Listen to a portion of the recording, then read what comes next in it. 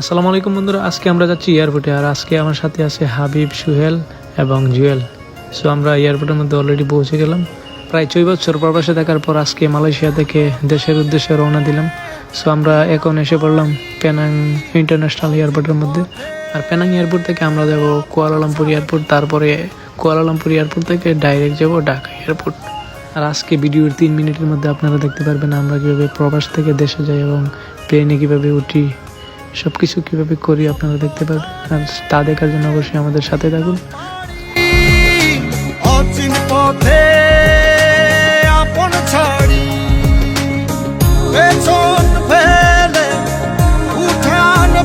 তো আমি finally seat খুঁজে বের করলাম। আর প্রথমে আমি পেনটা আমার দিকে ঘুরিয়ে দিলাম, একটু গরম ছিল তো। আর মোবাইলটা চার্জে বসিয়ে দিলাম, কারণ মোবাইলের চার্জ অনেকটা কম হয়ে গিয়েছিল এই জন্য। আর প্লেনের মধ্যে ছিল এটা আমার দ্বিতীয় জার্নি। আর ফিলিংসটা আমার কাছে খুবই ভালো লাগছিলো। ইতিমধ্যে প্লেনটি আস্তে আস্তে চলতে শুরু করলো, আর আমিও খুব সুন্দরভাবে বসেছিলাম। আর এখন দেখুন স্পিড অনেক বেশি, কিছুক্ষণের মধ্যে আকাশে উড়ে যাবে, তো এই জন্য। আর আমি দেখুন একদম পিছনে হেলান দিয়ে বসে গেছি, অনেক স্পিড ছিল তো আকাশের উপরে উঠে গেছে। দেখেন অনেক ভালো লাগতেছে।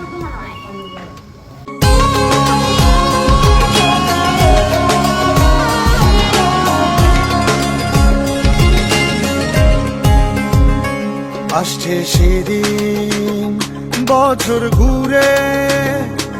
তো আমরা এখন চলে আসলাম কুয়ালালামপুর এয়ারপোর্টের মধ্যে। আর আমার সাথে ছিল নজরুল ভাই।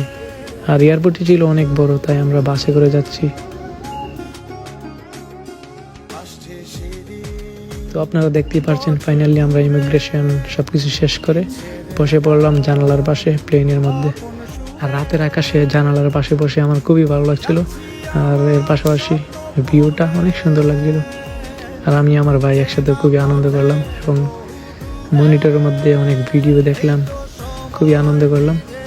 আর লোকেশন সব কিছু দেখলাম, কতটুকু আছে, কতক্ষণ লাগবে, সব কিছু দেখে দেখে গেলাম, খুবই ভালো লাগলো। আর একটু পরেই হোস্টেল আমাদেরকে জুস দিল, আবার কিছুক্ষণ পরে খাবার এবং কফি দিল খাওয়ার জন্য। সো বন্ধুরা, আমরা প্রায় এসে পড়েছি ঢাকা এয়ারপোর্টের মধ্যে। আর অল্প কিছুক্ষণের মধ্যে আমরা ল্যান্ড করতে যাব। সো দেখুন কিভাবে ল্যান্ড করে প্লেন।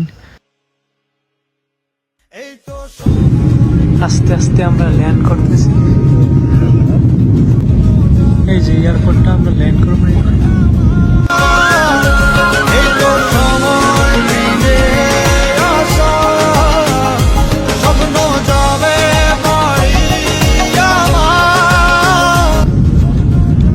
নামতাছি আমরা।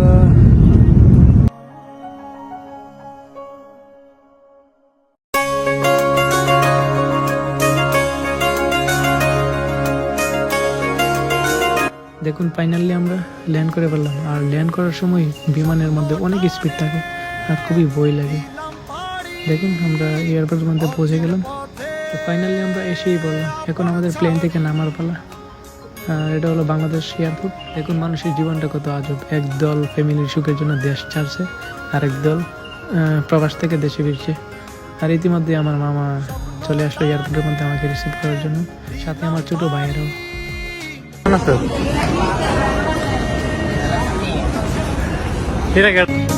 পেছন